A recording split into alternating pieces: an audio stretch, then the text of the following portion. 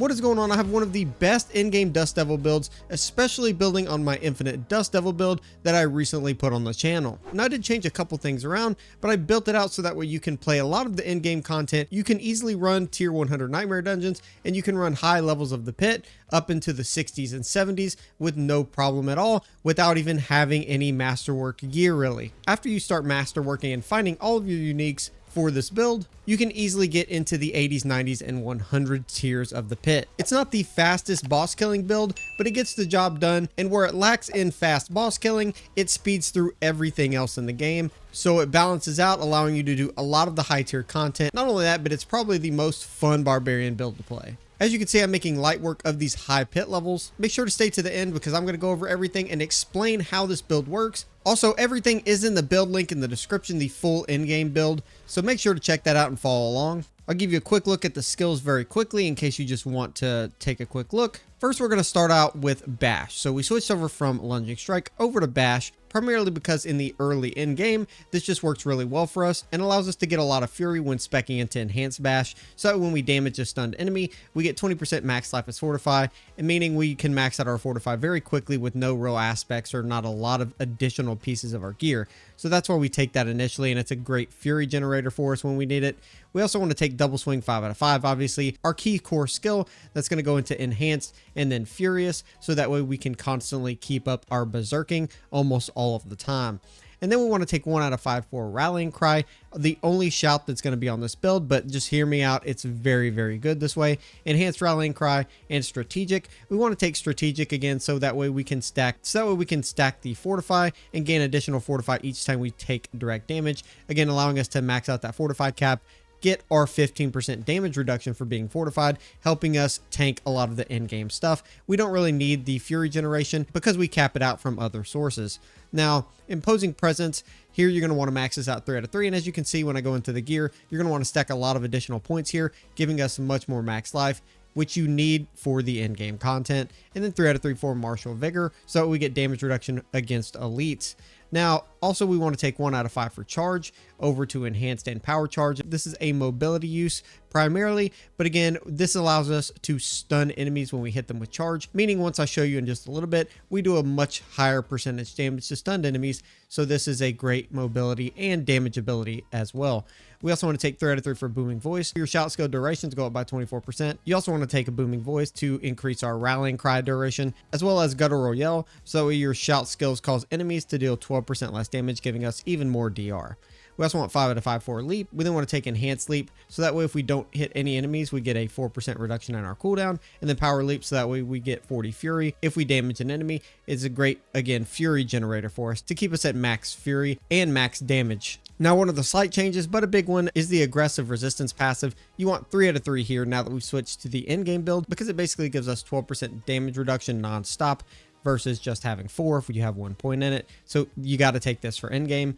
1 out of 3 for Battle Fervor. We took the points out of here, threw it in Aggressive Resistance, and 3 out of 3 for Prolific Fury. So again, while berserking, which we will be non-stop, we get increased Fury generation, helping our Fury problem. And then 3 out of 3 for Pit Fighter, so we get increased damage overall and damage reduction. 1 out of 3 for Thick Skin, so that way we get Fortify when we take direct damage. And then Counteroffensive, so that way while you have Fortify for over 50% of your max life, not only are we getting the 15% damage reduction buff for being fortified, but now we're also getting 12% increased damage overall. And then we want to take 3 out of 3 for Wallop. So if an enemy is stunned or vulnerable, our bludgeoning weapons deal 15% extra damage, and Concussion, so that way skills using bludgeoning weapons have up to a 60% chance on lucky hit to stun an enemy for 3 seconds. And then we want Wrath of the Berserker all the way out to Supreme Wrath of the Berserker, obviously for our Fury generation, and then Unconstrained, so that way we increase our berserking duration by 5 seconds and increases bonus damage, so we get maximum damage on this build. Now make sure you understand all those skills and how they work, because in order to max this build out, you need to understand those skills and like how they actually implement into the build, like I just explained. Now for your technique, you want the Two-Handed Axe expertise. This is going to give us increased damage to vulnerable enemies, and on rank 10, it gives us increased critical chance against vulnerable enemies. This is the biggest part. This ups our critical chance very dramatically. And even though I'm running through these high tiers of the pit, I don't even have this at 10. I'm not even getting that bonus because I just haven't cared that much. So don't make too much fun of me. You should have this at 10. Don't be like me. It's really just sad. Let's go ahead and talk about gear. So first I'll go over the aspects really quickly and how they work, and then I'll go over all the actual stats on the pieces themselves. So for the helmet, we're using Aspect of Numbing Wrath. This is going to give us Fortify to help build our Fortify consistently, especially earlier game, until we get the Tusk Helm of Jort's unique helmet, which we'll need a little bit later. And then for our chest plate, we're going to be using the Undying aspect. So when you cast a skill, you heal for 1.5% life or double this bonus when below 50%. This gives us consistent healing every time we use our double swing, meaning we're getting healed a lot, especially during big boss fights or just in general when running around the map, allowing us to stay alive very consistently. Next, our gloves, we want the Devilish aspect here, so when we generate 100 Fury, we actually start to cast our Dust Devils. Then for our legs, we want the Aspect of Might. Ideally, you're going to want Tybalt's Will here, that specific unique set of pants, but if you don't have that, go ahead and use the Aspect of Might. Basic skills grant 20% DR for 6.5 seconds, meaning all we have to do is hit one enemy with bash one time. We get a huge amount of damage reduction for a lot of time. This is especially useful in the end game. And then we'll have Yin's Blessing as our boots, which I'll explain here in just a bit. And then the Aspect of Fierce Winds. That way our shout skills create our Dust Devils doing a lot of damage. And we'll put that on our two-handed bludgeoning weapon. We also want to use Ramaldani's, which I'll talk about in just a minute when I go over stats. Our one-handed mace, make sure you're using a one-handed mace along with Ramaldani's so we take advantage of Wallop and the concussion passive. That's very important for this build, and we're going to be using the accelerating aspect here so that we increase our attack speed. This is a huge part of doing more damage with the build. And then we want the Wind Lasher aspect on our two-handed slashing weapon. Again, this is going to make double swing create Dust Devils that deal a massive amount of damage, even more because it's on your two-handed. Our first ring will have the Giant Strides aspect on it. This is going to reduce the cooldown of leap by 5 seconds up to a maximum of 9 seconds. So basically we can keep almost a constant uptime on our leap ability, meaning we can leap, jump on the ground, cast an earthquake on the ground, and get damage reduction and more damage from it. And again, since it cools down very quickly, we can constantly do that over and over. Our next ring, we want the earthquake aspect, so that way we deal more damage when we're standing in the earthquake while we're in it, also getting that damage reduction, especially good against bosses. And then for our necklace, we'll have the aspect of Bull Kathos. So again, we get that damage reduction up to 38% damage reduction just from standing on our earthquake, which again, when fighting bosses, is a huge benefit, allowing us to stand there and do a lot of damage. Now I'm going to go over the stats for this build, but I'll show you all of my stats here really quickly, just in case you have any questions about what I'm currently running. My build is by no means set up very well at all currently. I have like none of my gear masterworked, and even a couple of the pieces that are masterworked are only masterwork level 4. I'm still able to do very high tier content with almost no upgrades and horrible gear, but I'm going to show you all the best gear right now. So ideally what you want for your helmet is the Tusk Helm of Jort's the Mighty. This also makes it so when you gain Berserking, you already Berserk, meaning you actually have a 40 to 60% chance to become more enraged and get increased damage, increased fury, and increased cooldown reduction. This is going to be one of the big pieces for the build. And again, you can reference back to my build earlier in the video if you're wondering what I have until that point. So for chest armor, we want armor, fury per second, and we want to temper imposing presence and bonus to concussion here. We get higher bonus to concussion for increased stun chance for higher damage, and then imposing presence obviously raising our max health by quite a lot. For our gloves, we want critical strike chance, attack speed, and ranks to double swing, and then damage to close enemies and bonus to concussion tempered onto our gloves. And then for our amulet, we want critical strike chance, ranks to counteroffensive, and movement speed. Ideally, you can go for ranks to pit fighter here, and again, bonus to imposing presence and bonus to concussion. Ideally, for our first ring, we want critical strike chance, attack speed, and whatever else you need there. The same goes for the second ring, critical strike chance and attack speed both. And make sure one of these pieces has lucky hit, chance to make enemies vulnerable for 2 seconds. That's a big one because we want to remake bosses vulnerable to do more damage to them. So make sure you have that on your piece of gear.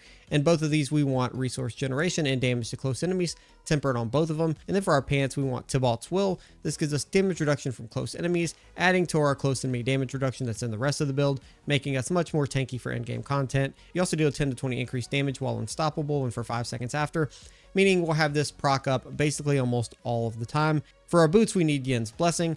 This gives us damage reduction from close enemies, movement speed, vulnerable damage, and then overall the main ability that Yin's Blessing gives us is casting a skill has a 40 to 60% chance to cast a non-mobility skill, non-ultimate skill that is currently on cooldown. This effect can occur every 8 seconds.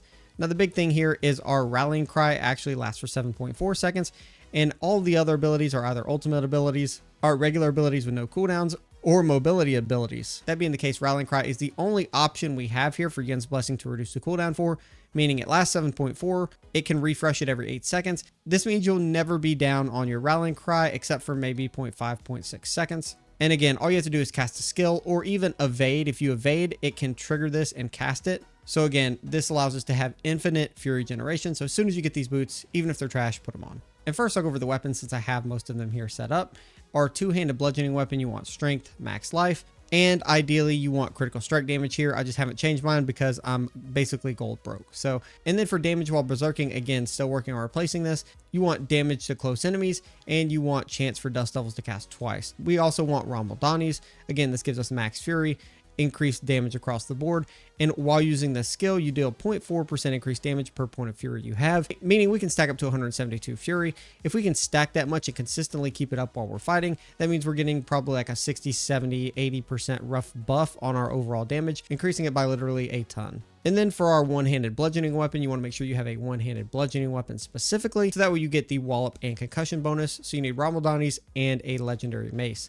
You want strength, maximum life, and critical strike damage here, just like I have it. And again, Dust Devil size and damage to close enemies, just like I have it. If you have that, you'll be good to go. And then finally, for our two-handed slashing weapon, you want strength, max life, and resource cost reduction. Additionally, you want Dust Devil damage and damage to close enemies. You'll be on your way to dealing a ton of damage, regardless of much else. So next we're going to touch on the Paragon board really quickly, and I like using it here so you can see all of the names. And again, all that stuff is linked in the description exactly how it should be. We're going to want to take the first board as our twister board. This is going to give us like 300 to 400% additional damage from our twisters, which is really good. Again, we got a bunch of max life nodes down here, which is great for our end game build, considering we need as much life as we can get. We also want the blood rage board with the exploit glyph, again, making enemies vulnerable for 3 seconds. That's a big one. And you also get some nodes up here for berserking, and again, fire resistance down here. Good to go ahead and grab these. It's very helpful for the resistance and keeping it capped. We also want to take the legendary node for blood rage, so when we kill a bleeding enemy, we get a 10% chance to grant berserking for 5 seconds, and we can increase our damage while berserking bonus up to a maximum of 30% this way. And then we want to take the Warbringer board using the territorial glyph. So the territorial glyph giving us 15% damage reduction against close enemies. Again, stacking that for endgame is vital. And we'll also get maximum fury nodes like crazy down here, and again, more max life nodes, upping our life and fury, giving us more damage. And then we also want to take these nodes over here for max fury again, buffing our Ramaldani's to the moon. We also want to take the Carnage board with the ambidextrous glyph. This gives us additional increased damage while wielding one-handed weapons. We also get some cold resistance nodes down here, again helping the resistance. You also want to take the Carnage glyph so that while berserking, your critical strikes increase your attack speed, giving us, again, overall just higher damage. And then our fifth board, you want to take the Decimator board with the Ire glyph.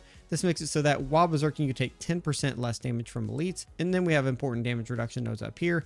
As many of these requirements you meet, again, the more damage reduction you get. And we want to take the Decimator node, so when you make an enemy vulnerable, you get increased overall damage. And then finally, for the sixth board, we want to take the Flawless Technique board with the Undaunted glyph, so that we get 10% damage reduction the more fortify you have. And we also take these damage reduction nodes over here, again trying to stack as much close damage reduction as we possibly can to survive the end game. And as long as you take a lot of the stuff that I'm taking on this board, you should have enough damage reduction to last in the end game and enough damage. And then finally, I want to go over the rotation. It's very straightforward. Ideally, keep Rallying Cry up all the time. If you have Rallying Cry available, cast it so that way you get increased fury generation. And then as your cooldown's going down, if you lose your Rallying Cry, just use your spacebar or movement ability to evade, or just really use any skill that you can, and it should recast Rallying Cry while your first one is jumping off of cooldown. Again, keep doing that to keep it up at every single point while you're doing any content.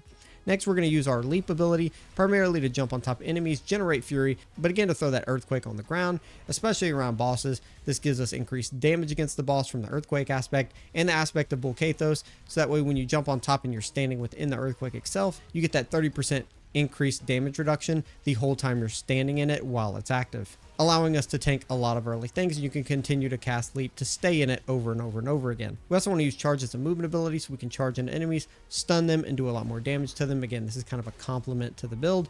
And then Wrath of the Berserker we're going to use primarily against bosses, so that way again we get that berserking and unstoppable for 5 seconds, increase fury generation, increase damage against the boss, etc. And then using our bash skill when needed as a damage generator until you get the uniques. And until you get all the uniques for this build, again we can be using something like the aspect of might, on our pants so that way we can cast bash against an enemy one time and grant ourselves 20% damage reduction across the board, keeping us alive much longer. And then obviously we're just going to use double swing at every enemy, hit all of them, cast Dust Devils all over the screen, and just deal millions upon millions of damage to everyone everywhere. Again, everything is in the link in the description and the pinned comment for that build planner, as well as the leveling build to get to this point. That being said, if this helped you guys, drop a like, subscribe if you're new, and I'll see you guys in the next one. Peace.